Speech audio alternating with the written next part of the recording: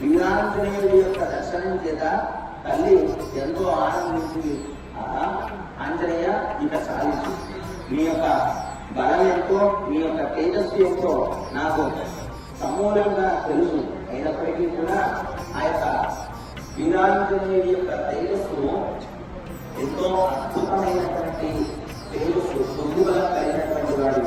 అయినప్పటికీ వానరులలో అందరిలో కూడా అంతటి తేజస్సు ఆ యొక్క సముద్రాన్ని లంఘించగలిగేటువంటి బలం ఉందా అంటే వెంటనే ఆ యొక్క ఆంజనేయుడు చెప్పాడు, తల్లి మీకు తెలియదే ఉంది, ఎవరైతే ముందుగా దూడను పంపిస్తారో ఎంతటి ఆ యొక్క రాజ్యంలో ఉండేటువంటి వానరులలో కల్లా అందరికల్లా చాలా క్షీణంగా అంటే చాలా తక్కువ బలం కలిగినటువంటి వారిని ముందుగా సంధికి పంపిస్తారు, యుద్ధం చేయాలని అనుకుంటే ముందుగా.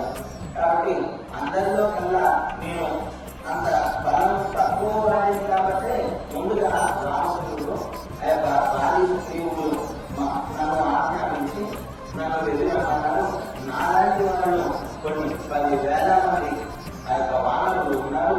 ఈ యొక్క రావణాసుడు లంక పట్టణం అంతా కూడా ఒక క్షణమాత్రంలో రావణాసుడు రామచంద్రుడి ద్వారా యుద్ధాలు చేయగలుగుతారు అని చెప్పి ఆ యొక్క ఇంద్రాన్ని ఇచ్చి ఆ యొక్క విశేషమైనటువంటి ఆ యొక్క పంచముఖ ఆంజనేయుడి యొక్క తేజస్సును దర్శించి ఆ యొక్క ప్రార్థన చేత రామచంద్రుడి యొక్క పరిపూర్ణ కటాక్షం పంచముఖ ఆంజనేయుడి యొక్క దర్శన ప్రాప్యోదయం చేత ಎಲ್ಲರೂ సుఖశాంతులతో ఆనందంగా పిల్లాలి.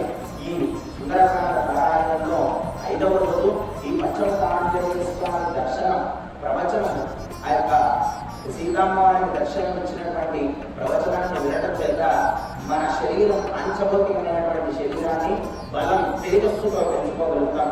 అటువంటి తేజోవంతమైనటువంటి కార్యములకు ప్రతి ఒక్క పనులకు ఆటంకములు ఏవైతే ఉన్నాయో వాటన్నిటినీ కూడా ఆ పంచముఖ వీరాంజనేయుడు